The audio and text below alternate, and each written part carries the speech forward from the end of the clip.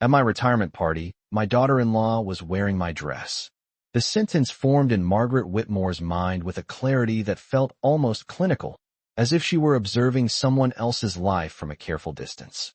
The ballroom at the Riverside Grand Hotel shimmered with soft gold lighting, round tables draped in ivory linen, and a banner stretched across the far wall that read "Congratulations, Margaret, 35 years of excellence." She had walked into that room expecting to feel honored, maybe even a little sentimental. Instead, she stopped just inside the entrance, her hand still resting lightly on the strap of her navy clutch, and saw Olivia standing near the center of the room, laughing beside Richard, wearing the deep sapphire silk dress Margaret had purchased 10 years earlier for her 40th wedding anniversary. It wasn't just similar. It was hers. The same tailored waist, the same delicate stitching along the neckline. Even the faint asymmetry at the hem she had always meant to have adjusted. For a brief moment, Margaret wondered if she was mistaken. Perhaps she had donated it and forgotten. Perhaps she had given it away during one of her recent closet cleanouts. But no.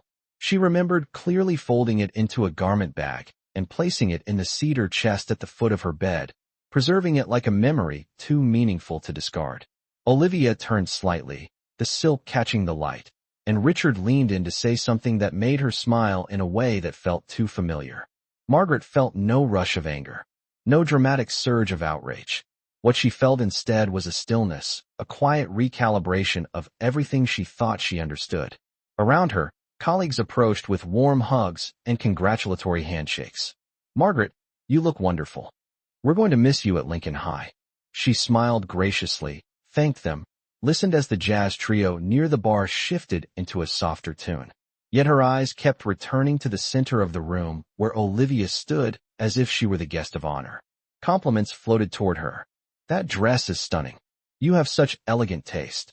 Olivia laughed modestly, brushing a strand of hair behind her ear, and Margaret noticed how naturally she occupied the spotlight. This was Margaret's retirement celebration. 35 years of early mornings, faculty meetings, budget negotiations, parent conferences, and graduation ceremonies. She had spent decades shaping young lives, guiding teachers, building programs from the ground up. And yet tonight, the room's attention seemed subtly redirected. She watched Richard's posture, how he stood a little taller beside Olivia, how his hand hovered near her back for a second too long before retreating. Margaret told herself she was imagining things. That fatigue from the school year's final stretch was clouding her judgment. But the image of that dress refused to loosen its grip. That dress had once symbolized partnership, shared history, a promise made beneath soft anniversary lights, and whispered reassurances about forever. Seeing it now, repurposed without her knowledge, felt less like a fashion choice and more like a quiet erasure. Margaret accepted a glass of sparkling water from a passing server and took a measured sip. She felt composed, observant, the kind of calm that comes not from denial but from recognition. Whatever this was, misunderstanding or something deeper, it had already shifted the atmosphere of the evening. And as applause began to ripple through the room, signaling that speeches would soon begin, Margaret realized that retirement might not be the only chapter closing tonight. Margaret listened as the master of ceremonies began recounting her achievements, listing awards, graduation rates, and scholarship programs she had built from nothing, and she kept her posture straight, her smile measured, her breathing slow and steady as though she were sitting through another school board meeting instead of her own celebration. Applause rose and fell around her like distant waves, and when her name was called she walked toward the small stage at the front of the ballroom with the same calm authority she had carried through decades of assemblies and parent nights. As she passed Olivia's table, she caught the faint scent of her own perfume, the one she had worn on special occasions for years, and she realized Olivia had chosen that too. The detail was subtle, almost invisible to anyone else, yet to Margaret it felt deliberate. She stepped onto the stage, accepted the plaque engraved with her name, and turned toward the crowd. From that angle, she could see everything clearly. The glimmer of chandeliers overhead, the neat rows of colleagues who had grown older alongside her, her son Daniel seated near the front with a polite but distracted expression, and Richard beside Olivia, leaning slightly in her direction as if sharing a private current of energy. Margaret began her speech with gratitude. She thanked the teachers who had stayed late to tutor struggling students, the custodians who had worked through snowstorms, the families who had trusted her year after year. Her voice remained even, warm, unmistakably composed. Yet as she spoke about loyalty and commitment, she allowed the words to linger just a fraction longer than necessary. She talked about promises that last longer than careers, and about the quiet strength required to build something meaningful over time. She did not look directly at Richard or Olivia, but she did not need to. The room grew attentive in a different way, as though sensing an undercurrent beneath the polished surface of the speech. Margaret noticed Daniel shift in his seat, glancing briefly between his father and his wife. When she finished, the applause felt louder than before, but it sounded hollow to her ears, like applause heard through a closed door. She stepped down from the stage and returned to her table, accepting congratulations with grace. Up close, the silk of the dress shimmered again as Olivia approached her with a bright smile and said she hoped Margaret did not mind that she had borrowed something so beautiful from the closet upstairs, explaining that Richard had insisted it would be a sweet tribute. Margaret held her gaze and nodded slowly, absorbing each word, registering the careful phrasing, the implication that permission had been granted. She turned slightly toward Richard, who offered a tight smile that did not quite reach his eyes. In that moment, the last fragments of uncertainty settled into place. This was not forgetfulness. This was not coincidence. It was a choice made quietly, confidently, as though Margaret would never question it. She felt something inside her shift from confusion to clarity, and with that clarity came a calm that was far steadier than anger. The celebration continued around her, servers refilling glasses, laughter rising near the bar, music drifting softly through the room. But Margaret understood that she was no longer standing at the center of a retirement party. She was standing at the edge of a truth that had been forming long before this evening, and she was finally ready to see it without looking away. Margaret remained seated for several minutes after Olivia walked away, her fingers resting lightly against the cool surface of her glass as conversations resumed around the table, and she let the noise of the ballroom blur into a steady hum while her thoughts arranged themselves with careful precision. Richard had insisted it would be a sweet tribute. The sentence echoed in her mind, not because of what it said, but because of what it revealed. That meant he had opened the cedar chest.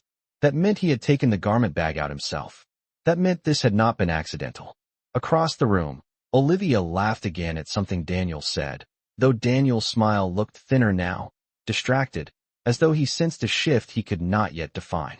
Margaret observed the subtle choreography unfolding before her. Richard refilled Olivia's water before she asked. Olivia adjusted the sleeve of the silk dress and smoothed it along her waist in a gesture that seemed almost territorial. These were small movements, almost invisible to anyone who was not looking for them. Margaret had spent decades reading expressions in crowded auditoriums, discerning which students were anxious before a test, which teachers were overwhelmed but afraid to admit it. She trusted her ability to read a room. And tonight, the room was telling her more than it intended. She excused herself quietly and walked toward the hallway outside the ballroom, where framed photographs of the hotel's history lined the walls. The air felt cooler there, less saturated with perfume and polite laughter. She stood near a window overlooking the river, watching the city lights reflect on the water. In the glass, she saw her own reflection layered over the skyline, a woman with silver hair styled neatly, posture straight, expression composed. For a moment she allowed herself to revisit the past year. Richard taking more business trips, though he had retired 3 years earlier. Olivia volunteering to help him with errands that did not require assistance. Phone calls that ended abruptly when Margaret entered the room. At the time, she had chosen generosity over suspicion. She had believed that trust was a discipline, something maintained through intention. But trust required reciprocity. Footsteps approached from down the hallway. Margaret did not turn immediately, but she recognized the cadence of Susan Keller, her longtime colleague and friend. Susan stopped beside her and spoke softly, saying she had hesitated for months, unsure whether she was misreading what she had seen at a restaurant downtown one afternoon. Richard and Olivia seated across from each other, leaning close. In conversation, their body language not inappropriate, but undeniably intimate, the kind of familiarity that suggested more than family routine. Susan had told herself it was harmless, yet the image had unsettled her enough to remember it. Margaret listened without interrupting. She did not ask for details. She did not need them. The final pieces of the pattern aligned with quiet inevitability. When Susan finished, Margaret thanked her for her honesty and returned to the ballroom with the same steady pace she had always carried. The music had shifted to something livelier, and guests were gathering near the dance floor. Richard glanced up as she re-entered, his expression flickering between concern and calculation. Olivia met her eyes briefly before looking away. Margaret understood now that the evening had never truly been about her retirement. It had been about testing boundaries, about seeing how much could be taken without consequence. As she resumed her seat, she felt something firm settle inside her, not heartbreak, not fury, but resolve. The celebration continued, unaware that the balance of power in the Whitmore family had just begun to change. Margaret understood that once clarity arrives, it does not retreat, and as the evening moved forward, she began to observe not with wounded emotion but with deliberate attention, the way she once monitored a faculty meeting when she suspected important decisions were being shaped in whispers before they reached the agenda. Richard approached her table with a careful expression, asking if she needed anything, his tone unusually formal, almost rehearsed. She looked up at him and saw something she had not allowed herself to name before: anticipation. It was as though he were waiting to see how much she knew. Margaret assured him she was fine and thanked him for organizing such a lovely event, her voice calm, her smile steady.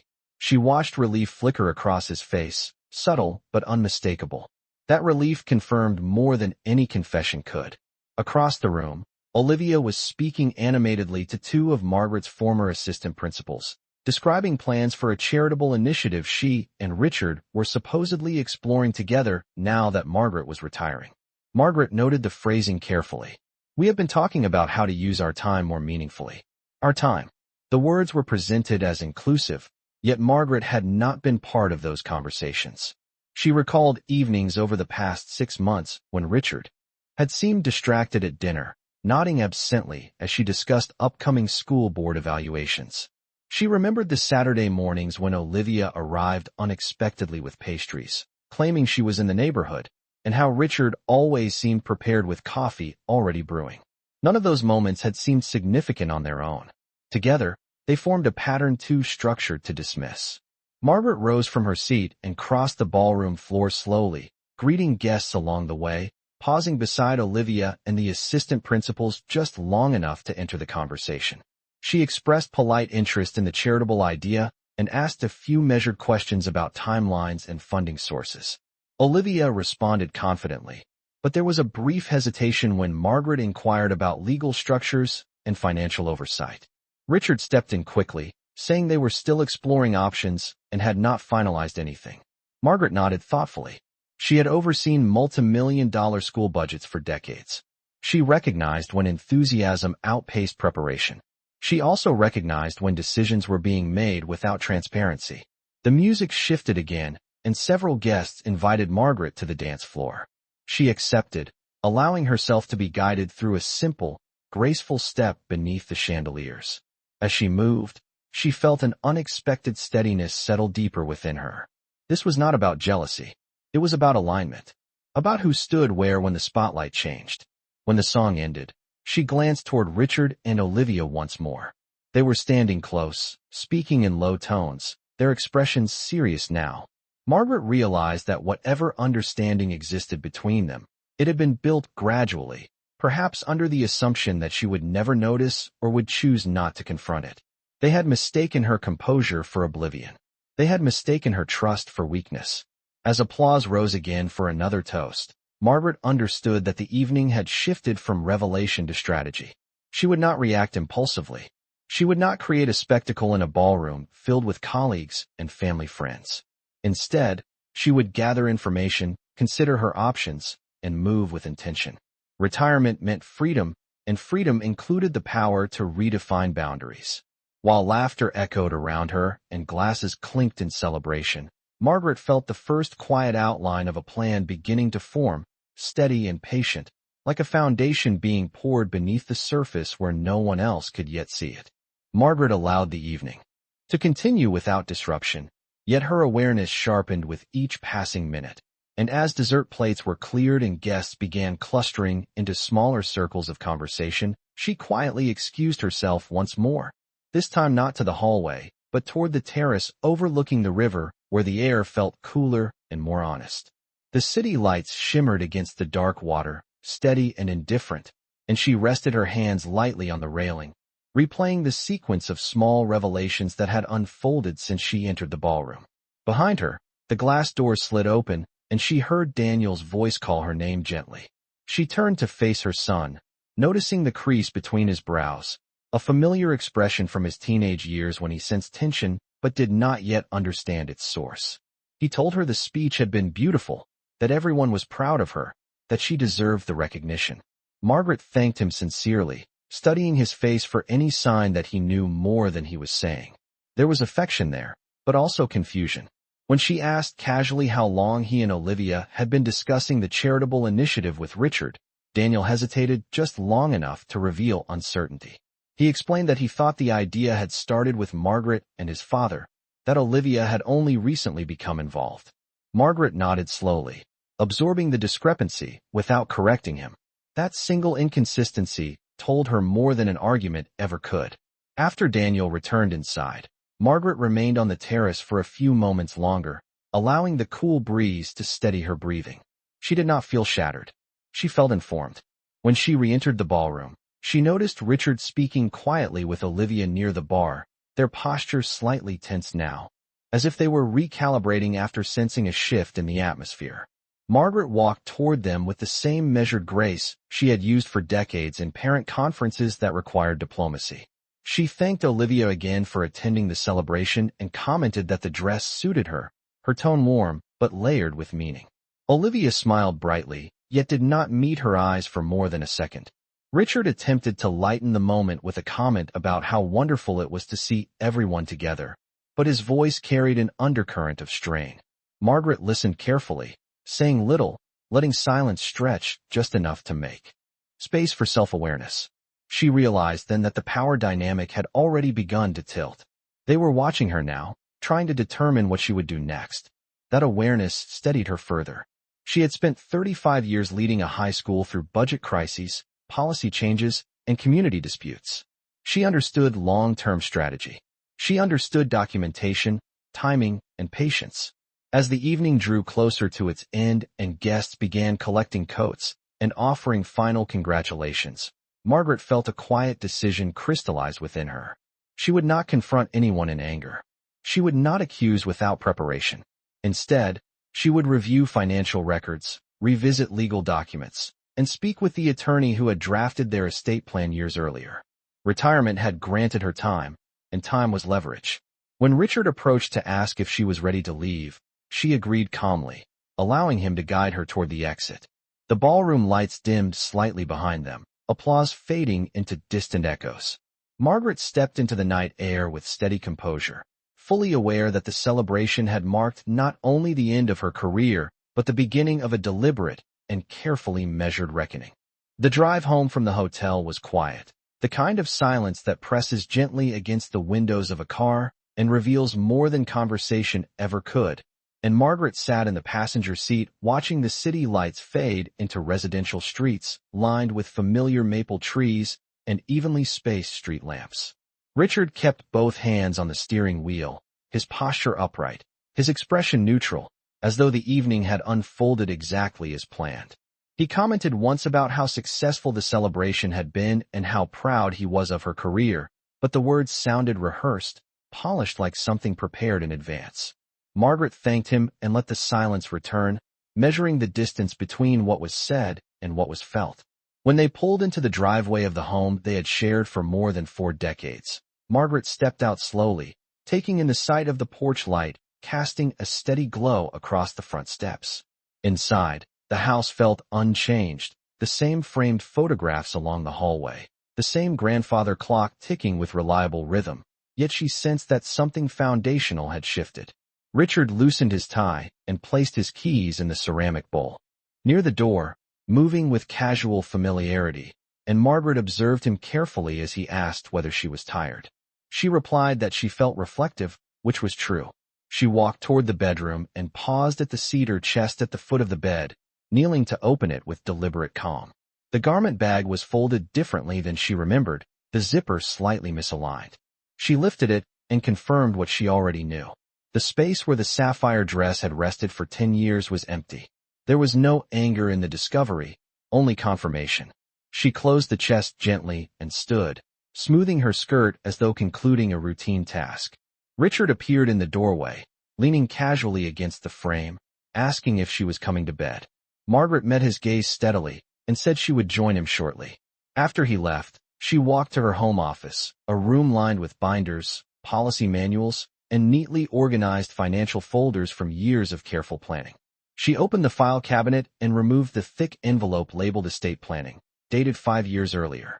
She sat at her desk and reviewed the documents under the soft glow of the desk lamp, noting the joint accounts, the beneficiary designations, the trust provisions that had been drafted when everything still felt aligned. Her mind moved methodically, the way it had during budget audits or accreditation reviews. She considered timelines, legal consultation, and the importance of discretion. She did not need confrontation. She needed clarity and control.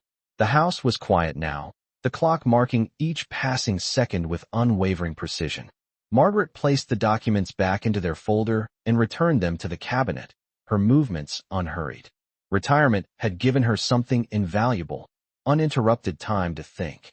As she turned off the office light and walked down the hallway toward the bedroom, she felt no panic, no desperation to accuse or expose.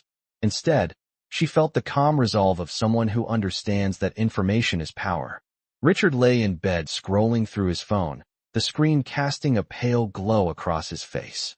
Margaret slipped beneath the covers and turned off her lamp, staring into the darkness with steady awareness. Whatever had been unfolding in quiet corners would not remain undefined for long. She would not raise her voice. She would not demand explanations in the middle of the night. She would gather evidence, consult professionals, and reshape her future with the same discipline that had defined her career.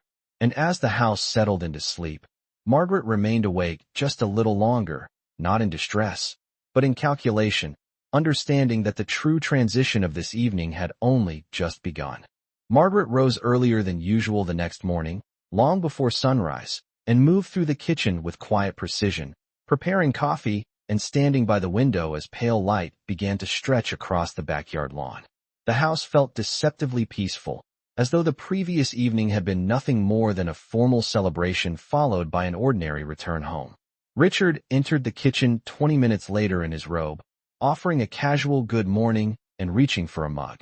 Margaret observed the ease in his movements, the absence of visible concern, and she wondered how long he had relied on her restraint as protection. She asked lightly about his plans for the day. He mentioned meeting someone for lunch downtown, describing it as a discussion about potential volunteer work now that they both had more time. Margaret nodded and asked which restaurant. He hesitated briefly before answering, choosing a well-known bistro near the river. The pause was small, but it confirmed that he was editing in real time. After he left the room to take a phone call, Margaret retrieved her tablet and opened the shared financial account dashboard. She had always handled the household budgeting, monitoring investments and retirement distributions with careful attention. Over the past 6 months, she now noticed, there had been several midweek withdrawals that did not align with their typical spending patterns. None were excessive on their own, each under $1,000, categorized as dining or gifts.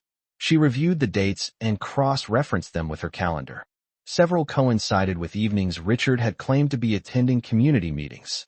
Margaret felt no surge of anger as she analyzed the data.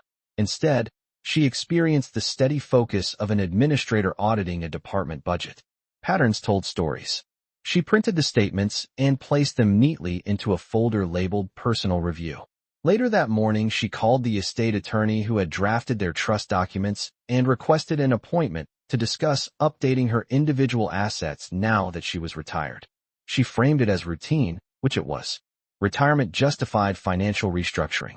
By early afternoon, Margaret drove her own sedan to the downtown area under the pretense of browsing a bookstore she had not visited in years. She parked across the street from the restaurant Richard had mentioned and chose a window seat inside the cafe next door, ordering tea, and opening a novel she did not intend to read. Within 15 minutes, she saw him arrive. He entered alone at first, checking his phone. A few moments later, Olivia approached from the opposite direction, dressed in business casual attire, her posture relaxed, her smile immediate.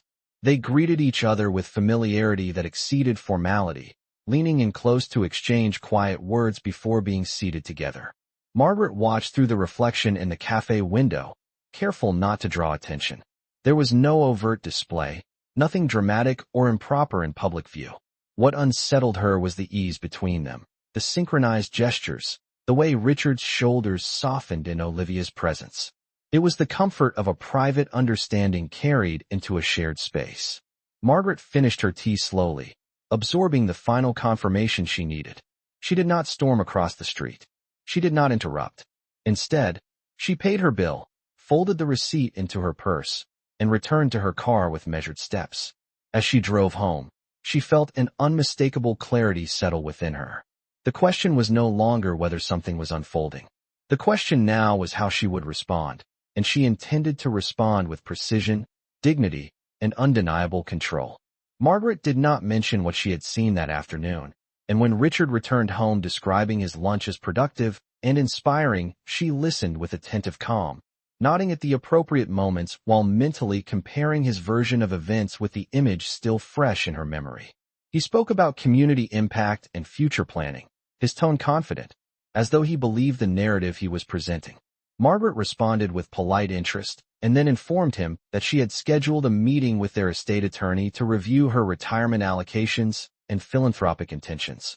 She framed it as responsible planning, something any newly retired professional would do, and she watched carefully as a brief flicker of unease crossed his expression before he recovered. He asked whether it was necessary to make changes so soon. She replied that clarity was always necessary. Over the next several days, Margaret moved. With deliberate efficiency, she gathered copies of account statements, updated her inventory of personal assets, and opened a new individual account solely in her name to redirect her pension distributions. She contacted the attorney and discussed restructuring the trust so that her inherited funds and property interests would be placed under independent management. The attorney, accustomed to discretion, asked no intrusive questions and simply outlined the steps required to formalize the adjustments. Margaret felt steadier with each signature she placed on preliminary paperwork. Meanwhile, Richard and Olivia continued their coordinated routine, meeting occasionally under the explanation of charitable planning. Daniel mentioned once at dinner that he hoped the family foundation idea would bring everyone closer together, unaware of the undercurrents shaping it. Margaret observed him with quiet compassion, recognizing that he stood in the middle of something he did not yet comprehend. She resolved that whatever action she took would protect her dignity without forcing him into a public conflict. One evening, while organizing files in her office, Margaret located the original property deed to the lake cottage she had inherited from her parents before her marriage. It had always remained legally hers, though she had allowed Richard to treat it as a shared retreat. She reviewed the documentation and confirmed that it was solely in her name. That realization settled something important inside her. She was not powerless. She had options grounded in law and foresight. Later that week, she received confirmation from the bank that her pension deposit schedule had been redirected. She placed the confirmation letter neatly into her personal review folder and closed the drawer with controlled finality. At dinner that night, she spoke calmly about her intention to spend part of the summer at the lake cottage to reflect and plan her next chapter. Richard appeared surprised, asking why she had not discussed it earlier. Margaret replied that retirement invited independence and that she wanted space to think about her future contributions on her own terms. Olivia, seated across the table, remained unusually quiet. Margaret held her gaze briefly, neither accusing nor apologizing. The power in the room felt subtly rearranged. Margaret understood that preparation was no longer theoretical. It was underway, and as she cleared the dishes and moved through the familiar rhythm of the evening, she felt a growing certainty that whatever conversation eventually occurred would take place on ground she had carefully chosen, with documents in order and decisions already made. 2 weeks after the retirement celebration, Margaret invited Richard and Daniel to sit with her in the living room on a quiet Sunday afternoon. the late sunlight filtering through the tall windows and casting long, steady lines across the hardwood floor. Olivia had declined the invitation, explaining that she had errands to run, and Margaret noted the timing without comment. She had chosen this moment carefully, after her meetings with the attorney were complete and the revised documents were notarized and filed. She sat upright in her armchair, a slim leather folder resting on the side table within easy reach. Her expression was composed, neither cold nor emotional, simply certain. Richard asked lightly whether this was about summer travel plans, attempting to set a casual tone, but Margaret shook her head gently and began speaking with the same measured clarity she had used for decades in faculty briefings. She explained that retirement had given her the opportunity to reassess her financial structure and personal priorities, and that she had finalized several adjustments to ensure her assets reflected her values and long-term intentions. She outlined the creation of an independent educational scholarship fund in her name, funded primarily by her pension and inherited investments. She clarified that the lake cottage would remain solely under her ownership, and that she would be spending extended time there beginning next month. Daniel listened attentively, surprised but respectful, asking whether everything was all right. Margaret assured him that everything was clear. Richard shifted in his seat, his confidence faltering as he asked whether these changes were necessary, without joint discussion. Margaret met his eyes steadily and responded that joint decisions require mutual transparency, and that she had acted within her legal rights to protect what she had built and inherited. She did not accuse. She did not reference the restaurant or the dress or the coordinated explanations. She simply stated that trust thrives on alignment, and when alignment weakens, structure must compensate. The room fell quiet except for the faint ticking of the grandfather clock in the hallway. Daniel glanced between his parents, sensing the gravity beneath the calm delivery. Richard attempted to argue that she was overreacting to routine collaborations and harmless planning, but Margaret raised her hand gently, signaling that the matter was not open for negotiation. She explained that she valued dignity over drama and clarity over confrontation, and that she had no intention of engaging in public conflict. However, she would not ignore patterns that diminished her position or misused shared resources. She informed them that access to certain accounts had been restructured and that future financial decisions would require documented agreement. Daniel absorbed the information slowly, realizing that something foundational had shifted long before this conversation. Richard's expression moved from defensiveness to reluctant recognition as he understood that the groundwork had already been laid. Margaret rose from her chair with unhurried grace and retrieved the leather folder, placing a summary of the revised arrangements on the coffee table. She told them she hoped the family could move forward with honesty, but that she would no longer sacrifice self-respect to preserve appearances. Then she walked toward the hallway, leaving the papers in plain view. The house remained quiet, yet the balance within it had changed decisively. Margaret felt no triumph, only steadiness. Retirement had not reduced her influence. It had clarified it, and for the first time in months, she felt entirely in control of her own future.